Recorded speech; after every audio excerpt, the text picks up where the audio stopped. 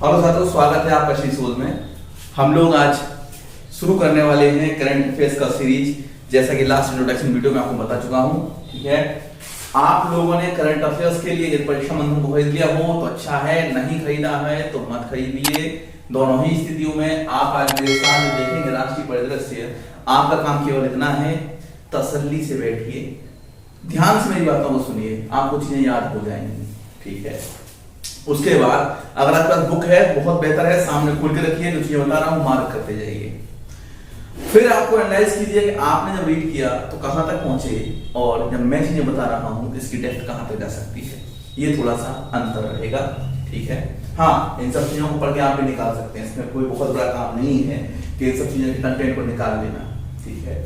हम बिल्कुल ये नहीं कहेंगे कंटेंट हमारा है, बिल्कुल हम केवल बुक से कंटेंट उठा रहे हैं। हमारा काम है फिर इस बुक को थोड़ा सा इजी कर देना, ताकि जब आप रीड करें तो आप बेहतर ढंग से उसको समझ पाएं और परीक्षा में अच्छा परफॉर्म कर पाएं, ठीक है।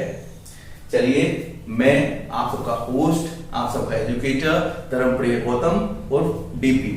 चलिए शुरू करते हैं राष्ट्रीय परिदृश्य का ये पूरा सिलसिला। करंट अफेयर्स में जब भी आप देखते हैं तो सबसे पहले लिखा होता है राष्ट्रीय परिदृश्य किसी भी पाठ्यक्रम में।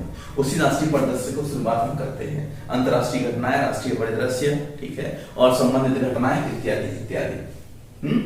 तो इस राष्ट्रीय परिदृश्य में बहुत सारी चीजें आ जाएंगी जो देश के अंदर घटित हुई। चलिए सबसे पहला मामला हम उठाते हैं दोस्तों, परसिमन आयोग का, परसिमन कमीशन। हालांकि हम इस परसिमन आयोग को कहां पढ़ते हैं दोस्तों? पॉलिटिकल सब्जेक्ट,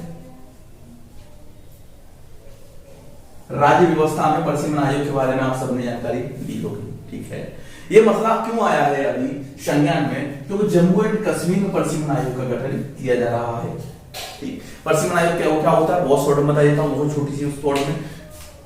जैसे कितने लोगों पे कितने प्रतिनिधि होंगे, हम चुनाव के थ्रू जिता करके भेजते हैं अपना एमएलए या MP, member of legislative assembly या मेंबर ऑफ पार्लियामेंट, यही भेजते हैं। तो एक एमएलए के नीचे जो एमएलए है वह कितनी जनता का प्रतिनिधित्व कर रहा होगा, ये कौन डिसाइड करता है? परसिमन आयोग। मान लीजिए कोई एक क्षेत्र है, आप कहीं रहते हैं, मान लीजिए आप उत्तर प्रदेश के निवासी हैं, ठीक है, आप रहते हैं गाजियाबाद में। अब गाजियाबाद क्षेत्र में एक एमपी होता है, ठीक है। अब गाजियाबाद की जनसंख्या लगातार बढ़ रही है, एमपीओ की संख्या बढ़ाई जाए या उस क्षेत्र को अलग क्षेत्रों में तोड़ करके उसकी विधानसभा बना दी जाए, ये सब काम होता है परसिमन आयोग का। नहीं समझ पाए, ठीक है, तो पॉलिटी में विस्तार समझाएंगे। अभी आपको परीक्षा के लिहाज से क्या याद रखना है वो चीज देखते हैं परसिमन आयोग में दोस्तों। परसिमन आयोग को लेकर के इसकी हिस्ट्री को देखते हैं। सबसे पहले जम्मू कश्मीर में क्या इससे पहले कोई परसिमन आयोग नहीं आया है? यूपीएससी अगर पूछता है तो बिल्कुल परसिमन आयोग इससे पहले भी आया है। और परसिमन आयोग पर सन 2002 में रोक लगा दी थी जम्मू कश्मीर की विधानसभा ने, और 2026 तक रोक लगा दी थी, ठीक है, 2026 तक। आप बिल्कुल विधिवत होंगे, अब ये इतिहास का पाठ नहीं हुआ है, महज 2019 में ही जो कश्मीर था उसका स्पेशल स्टेटस हटा करके उसको एक सामान्य राज्य का दर्जा दे दिया गया है। उससे पहले उसे विशेष राज्य का दर्जा था आर्टिकल 370 के अंतर्गत, ठीक है। ये बहुत बड़ी अपॉर्चुनिटी है बीजेपी गवर्नमेंट की, बीजेपी सरकार की थोड़ी अपॉर्चुनिटी में मैं एक मानता हूं ये। हालांकि उनकी बहुत सारी विचारधारा में इत्तेफाक नहीं रखता, चलो आगे बात करेंगे। अब देखिए यहाँ से प्रश्न कहां से बनेगा, ये नहीं पूछेगा जम्मू कश्मीर में क्या मसला था, वो पूछेगा बताइए ये किस आर्टिकल में इसका उल्लेख है। तो दोस्तों आर्टिकल 82, आर्टिकल 82 परसिमन आयोग की बात करता है। आर्टिकल 82 कहता है संसद परसिमन आयोग का गठन करेगी। परसिमन आयोग का गठन कौन करती है? सबसे पहली बात तो ये समझ लो, संसद, ठीक है, पॉलिटी है पूरा, ठीक है। उसके बाद देखिए 170 में क्या कहती है कि राज्य प्रत्येक जनगणना के बाद में परसिमन आयोग का गठन किया जाएगा। राज्यों में प्रत्येक जनगणना के बाद में, आपको याद होगा लास्ट हमारी जनगणना कब हुई? 2011, वो हर 10 साल पे होती है, ठीक है। इस तरह चलता रहना चाहिए, कोई दिक्कत नहीं होनी चाहिए, ठीक है। तो इसके बाद जो है गठन होता है। अब देखिए फर्स्ट परसिमन आयोग का गठन कब हुआ? सन 50 से 51, 1950 से 51 में। तो आपको पता है देश आजाद हुआ, आजाद बाद में गणतंत्र हुआ 1950 में, और 51 में पहला परसिमन आयोग बनता है। इसका गठन कौन करता है? तो इसका गठन करते हैं राष्ट्रपति महोदय। ये प्रश्न पूछ जाएंगे दोस्तों, नहीं पूछेगा जम्मू कश्मीर का मसला क्या है, ठीक है। तो दोनों बीच में अंतर बता देता हूं। अब देखिए अब देखिए परसिमन आयोग अब तक कितनी बार गठित हो जाना चाहिए था, अब सामान्य बात कर रहे हैं, केवल जम्मू कश्मीर को फोकस नहीं रख रहे हैं। जम्मू कश्मीर के लिए तो स्पेशल एक्ट लाया गया है 2020 में, जिसके थ्रू परसिमन आयोग का गठन हुआ और गठन होने के बाद में उसमें काम चलेगा। हालांकि सामान्यतः परसिमन आयोग कब गठित होता है दोस्तों, जनगणना के बाद में। अब जनगणना तो 2021 में अभी चल रही है, ऑनगोइंग है, ठीक है, हो जाने चाहिए थे, कोरोना काल की वजह से ऐसा दिक्कत में आ गया। 19 में जो है ये आजाद हुआ, मतलब कश्मीर जो है वो भारत का अभिन्न अंग था ही, उसको भारत में सामान्य राज्य की तरह मिला लिया गया और 2020 में ही परसिमन आयोग का गठन कर दिया गया। विशेष परिस्थिति है ना, वैसे होना कब चाहिए था 21 जनगणना के बाद में, चाहे 21 में हो जाए या 22 में हो जाए, ये डिपेंड करेगा, ठीक है, होना चाहिए था लेकिन हुआ 2020 में। विशेष परिस्थितियों में इसका गठन कर दिया गया है परसिमन आयोग का। ये बताएगा कितनी सीटें रहेंगी, कितने विधानसभा प्रतिनिधि रहेंगे, कितने लोकसभा में जाएंगे इत्यादि इत्यादि। देखिए अब जनगणना कितनी बार हो चुकी है, 52 में हुई, 63। देखो जनगणना तो हर 10 साल घटाते जाओ आपको मिलता जाएगा। 2001 में हुई, 2001 से पहले जाओगे तो है ना, इस तरह से आपको मिलता जाएगा। 51 चले जाओगे, 81 चले जाओगे, 71, 61, 51, इस तरह से। तो जनगणना के बाद में सामान्यतः तो गठन होता ही होता है दोस्तों। तो आप देखो 1 2 3 4 5 6, ठीक है, और 1 और 11। अब तक अगर जनगणना की बात करेंगे दोस्तों,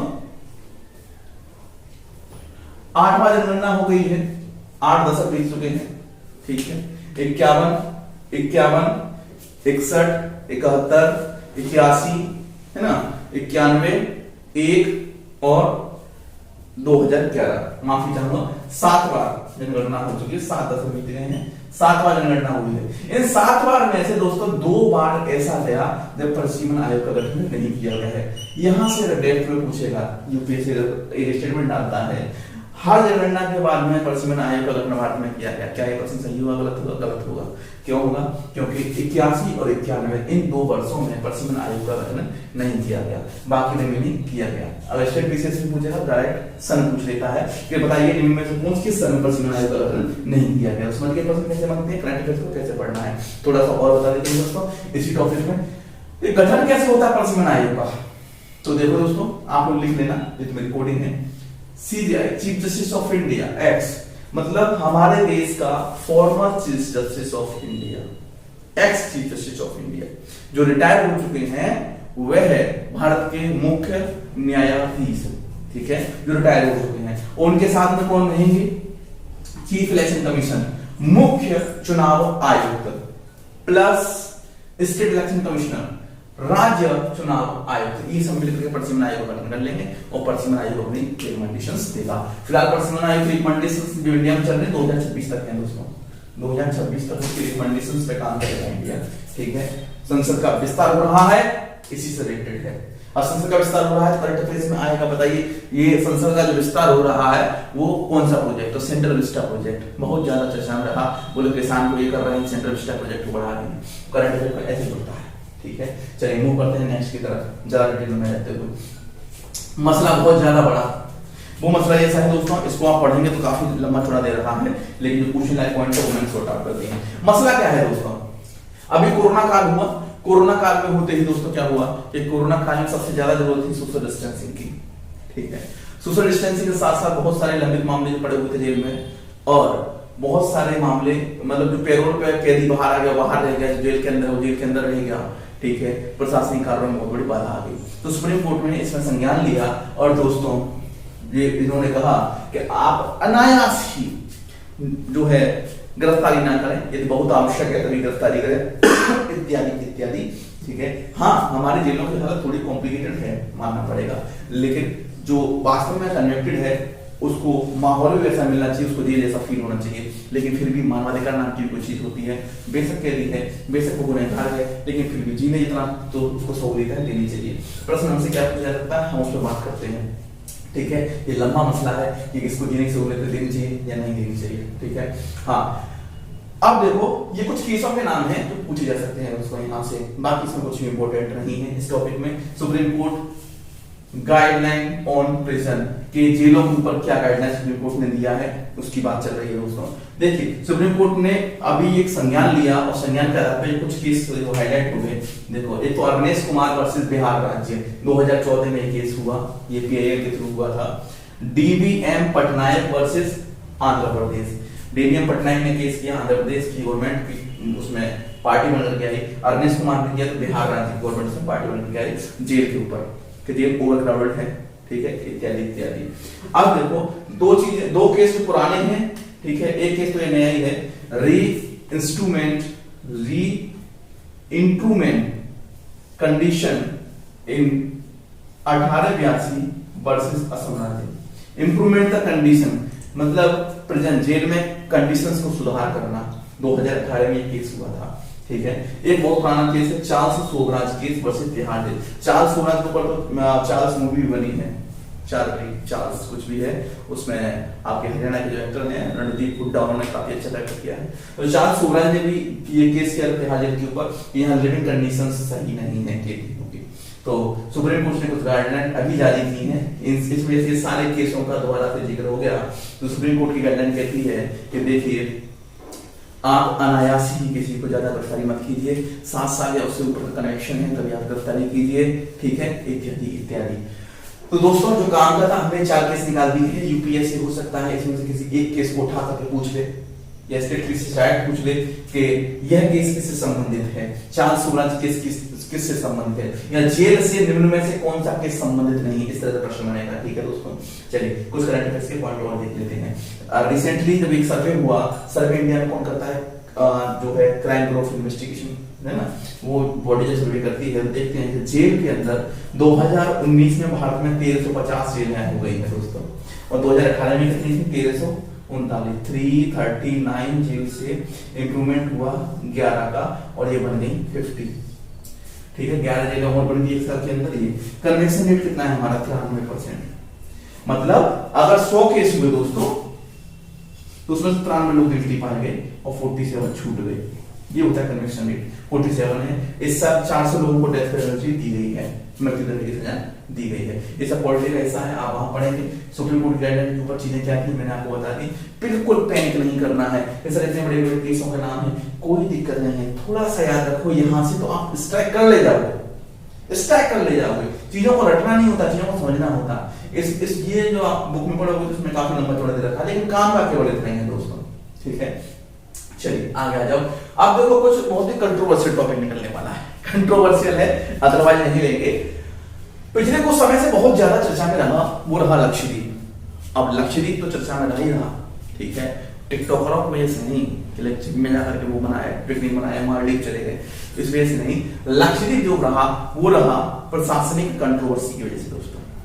आपको पता होगा कि जितने भी यूटीज हैं, यूनियन टेरिटरीज हैं दोस्तों, ठीक है, जितने भी यूटीज हैं उन सबका प्रशासन संभालने के लिए राष्ट्रपति एक प्रशासक को नियुक्त करते हैं, इसमें कोई दिक्कत नहीं है, ये तो आपको पता होगा। राष्ट्रपति का अधिकार क्षेत्र में आता है और वो प्रशासक क्या करता है, वहां का प्रशासन संभालता है। जैसे दिल्ली में कौन है, एलटी होता है ना, जो वो मतलब एलटी होता है ना, उसके यहाँ उपराज्यपाल जिसको बोलते हैं, लेफ्टिनेंट गवर्नर बोलते हैं इसको, है ना। एलटी के यहाँ पे अक्सर केजरीवाल जी जाकर धरना दे दिए, इत्यादि इत्यादि, ये सब चीज चलती रही। चलिए अब मसला क्या है दोस्तों, यहाँ के एलटी, यहाँ के जो प्रशासक बने वो प्रफुल्ल पटेल जी बीजेपी के नेता है, काफी अच्छी छवि के मालिक हैं, ठीक है, लेकिन मसला क्या किया इन्होंने कुछ कंट्रोवर्शियल चीजों को छेड़ दिया वहां। डेवलपमेंट अच्छी चीज है, आप करिए डेवलपमेंट, तो उन्होंने कुछ ऐसे 4 कानून लाए, वो 4 कानून आपसे नहीं पूछेगा दोस्तों, 4 कानून में तो कुछ ज्यादा खास है नहीं, ठीक है।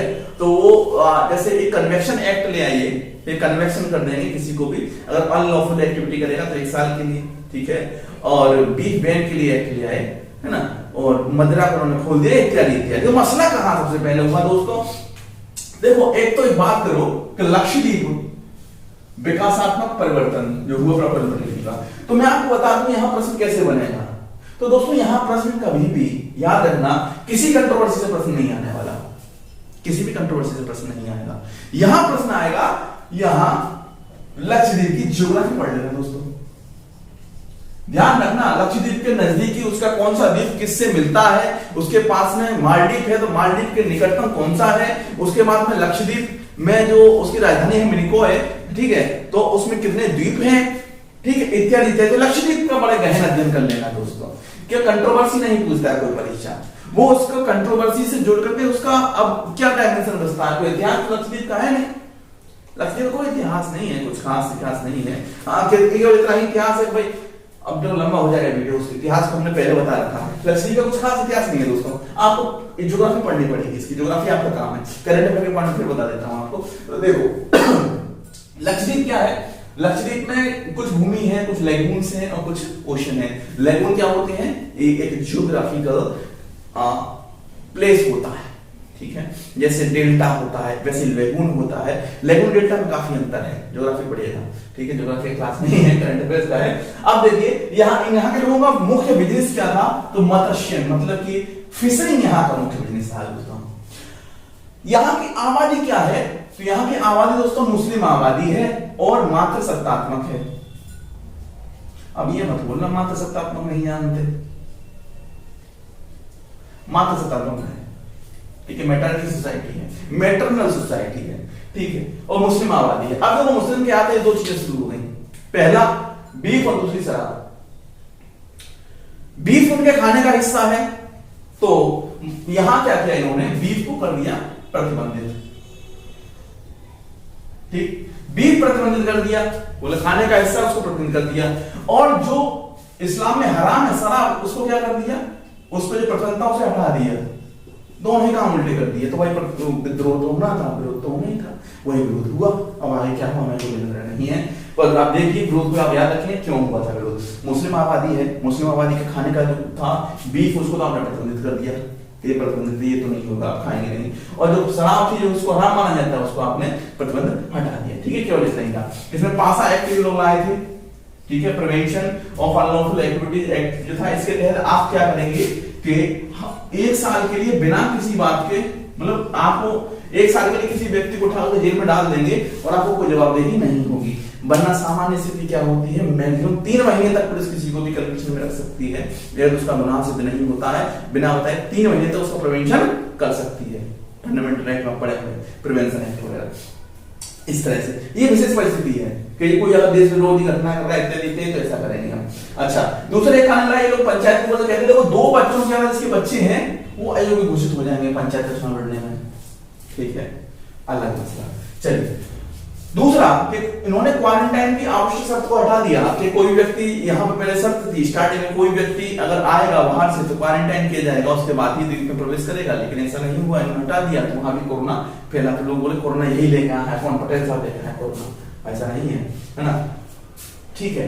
तो आप समझिए पूरा मसला क्या था। तो मैं कह रहा हूँ ज्योग्राफी पे जोर देना, फिर कह रहा हूँ जोर देना, कंट्रोवर्सी कभी नहीं पूछेगा, वो नहीं पूछेगा तो पता ये द्वीप पे मैंने हटा, शराब पे मैंने हटा, नहीं पूछेगा मेरे भाई, कंट्रोवर्सी नहीं पूछेगा। ज्योग्राफी पे आपको जोर देना है, लक्षद्वीप पे, ठीक है दोस्तों।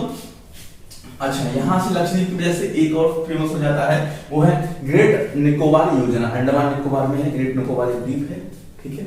तो ग्रेट निकोबार योजना, अब ये सवाल ये बनेगा ग्रेट निकोबार योजना कौन चला रहा है, दोस्तों नीति आयोग चला रहा है, ठीक है, इंफ्रास्ट्रक्चर डेवलपमेंट की। डन है, डन है, चलो आगे बढ़ते हैं। अब जब एक रैंकिंग आई है दोस्तों UNDP, united nation development programme, united nation development programme observation मूल्यांकन है, और इसमें आकांक्षी जिलों की इसमें सूची जारी की है, आकांक्षी जिले, ठीक है। देखो यूनाइटेड नेशन डेवलपमेंट प्रोग्राम के साथ इंडिया की शाखा थी, उसके साथ में इसका बात हुई, ठीक है। तो ये डेवलपमेंट प्रोग्राम को देखते हैं विकास से संबंधी, और आकांक्षी जिलों में मतलब कि ये ग्रोथ कर सकते हैं, इनके अंदर क्षमता है, ऐसे जिलों को उन्होंने सूची जारी की। तो किस बेसिस पर जारी की दोस्तों, अब यहां देखना तो कैसे बनाएगा दोस्तों, यहां दोनों परीक्षाओं का 15 में पता चल जाएगा। अगर आप पीसीएस की मंडे एग्जाम की तैयारी करते हैं तो आपको पूछ जाएगा कि यूएनडीपी मूल्यांकन में आकांक्षी जिलों की सूची में प्रथम स्थान किसने प्राप्त किया, दोस्तों रांची। प्रश्न हो गया, नंबर मिल गया। प्रश्न बनेगा UNDP, united nation development programme के मूल्यांकन में आकांक्षी जिलों की श्रेणी में उत्तर प्रदेश के किस जिले ने टॉप मारा है, दोस्तों चंदौसी। बन गया, ये 4 जिले रैंकिंग में इनके टॉप पे रहे। इन 4 जिलों का नाम देख लीजिए, पहला रांची रहा जो झारखंड का है, दूसरा चंदौसी रहा उत्तर प्रदेश का है, दूसरा है समेडरा सम में डगा रहा जो झारखंड का है, और फिर सोनभद्र रहा उत्तर प्रदेश का।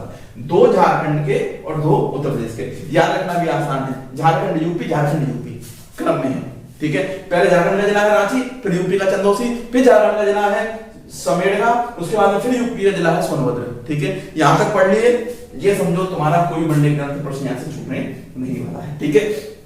और देखो स्ट्रेटेजी के यहां से कैसे जुड़ेगा, यूएनडीपी का नाम आएगा, बोला यूएनडीपी का गठन कब हुआ था, बोला 1965 में हुआ था।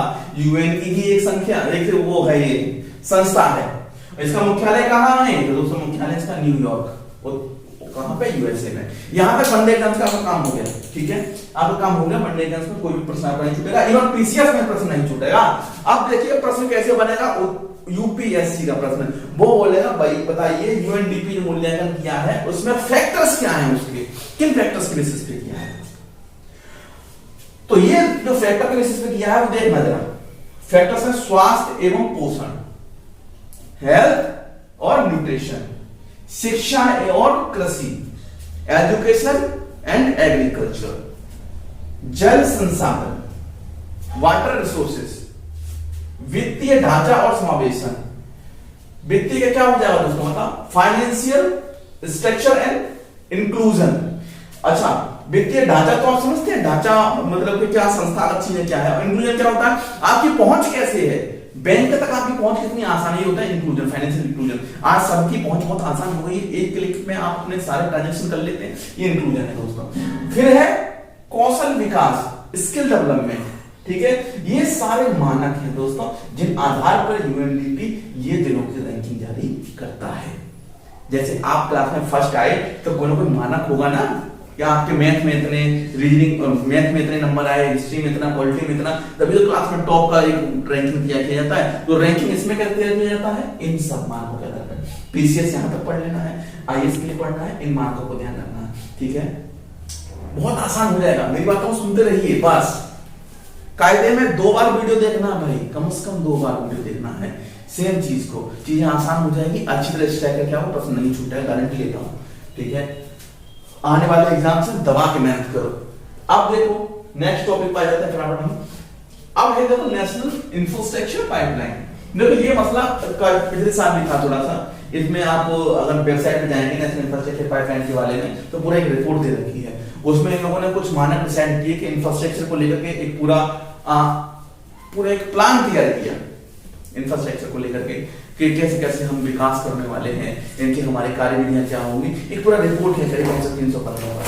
लास्ट ईयर हमने पढ़ा था, क्योंकि लास्ट ईयर आया था ये। अब इसका बहुत ज्यादा महत्व नहीं रह जाता है, केवल प्रश्न मुश्किल से यहां से पूछा जाएगा तो हम कह नहीं सकते, ठीक है। अब ये लोग क्या कह रहे थे देखो कि इंफ्रास्ट्रक्चर पाइपलाइन,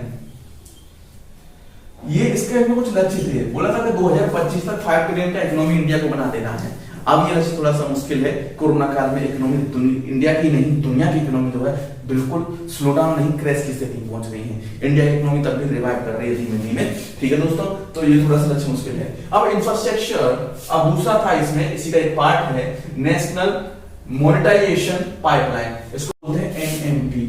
हाँ, इनके फुल फॉर्म्स कहीं पूछ सकता है एब्रिविएशन को, what is the meaning of NMP, then you identify as a national monetization pipeline. पर संपत्तियों का मुद्रीकरण, मतलब जो भी आपके पास एसेट्स हैं उनका मुद्रीकरण किया जाए, देखिए कितने वैल्यू का एसेट्स है, इत्यादि इत्यादि। लंबा चौड़ा नहीं है ये, पहले रिपोर्ट बहुत इंपोर्टेंट थी, आई थी कोरोना काल में, सब इसका मल्टीप्लाई कर दिया। हाँ, कुछ अचीवमेंट हो जाती है इसमें तो पूरा रिपोर्ट आपको पढ़ा देते, अचीवमेंट नहीं हुआ। हाँ, अचीवमेंट हो जाती, कोरोना काल नहीं आता दुनिया में तो काफी अचीवमेंट हो जाती निसंदेह। अब देखो बहुत ही गर्व की बात है दोस्तों, अगला टॉपिक होगा रक्षा क्षेत्र, डिफेंस के क्षेत्र में। इंडिया ने डिफेंस के क्षेत्र में एक नई पहल शुरू की है दोस्तों।